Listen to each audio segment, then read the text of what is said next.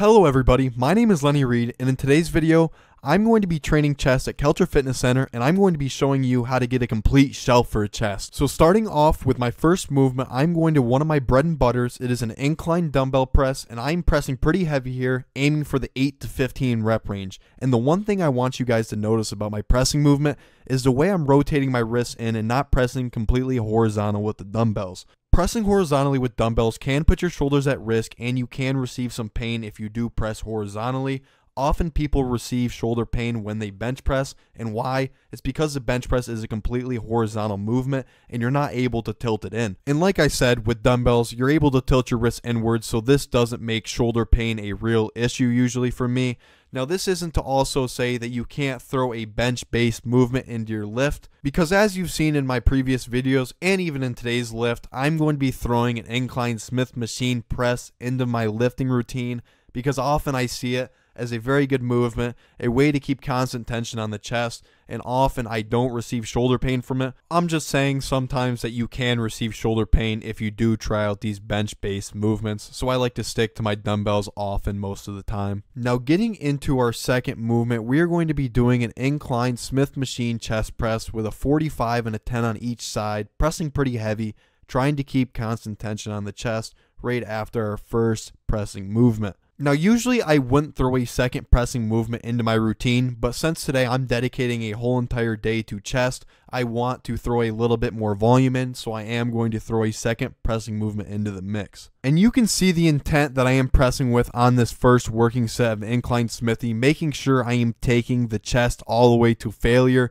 I am pressing through the partials, and even when I feel like I'm going to fail, I am digging in for another rep. Like I said, you can see me at the bottom struggling here, but I am trying to crank out as many reps as I possibly can before I know that nothing else is left into the tank. And getting on to our second working set of incline Smithy, I did drop the 10s off each side because I wanted to be able to press with the same rep scheme as I did for the first working set, which was about 8 to 15, the same as our first pressing movement rep scheme. And this is why I threw the 10s off ultimately. I knew I wasn't going to be as strong, and if I wanted to hit that rep scheme, I knew I was going to have to take some weight off. You can see me failing here pretty early into the working set. And like I said, just because you think you're going to fail doesn't mean you stop the working set there. You need to dig in for those partial repetitions. And that means even if you are failing at the bottom and you haven't completed a rep in a couple repetitions, you still need to dig into the tank and find everything that you have to complete the working set. Now getting into our third chest movement, we have a front facing forward dip.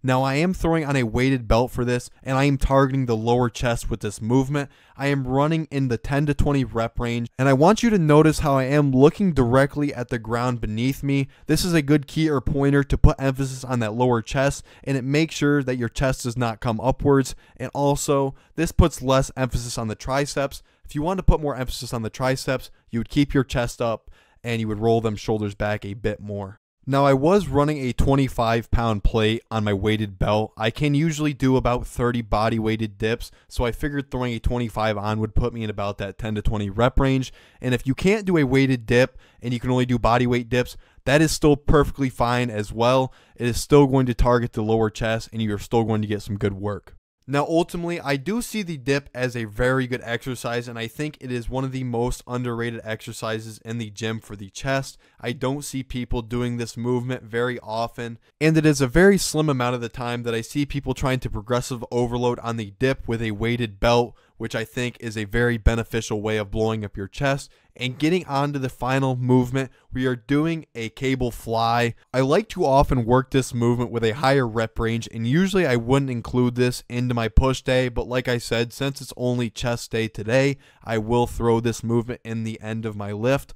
I did 2 working sets for this movement as well, like we have done for all the other movements in this lift. I am throwing a drop set onto this cable fly as well. With this movement, I would emphasize standing a bit front forwards of the cable. You don't want to be standing directly in the center. You want to be front facing a bit forward so those cables line up very good with your lower chest fibers. You can see how I'm leaning a bit forward with the cables not standing directly in the center, contracting the chest and getting growth with every single repetition that I do. And with that working set wrapping up, I just want to thank everybody for tuning into the chest day. Thank you and have a blessed day.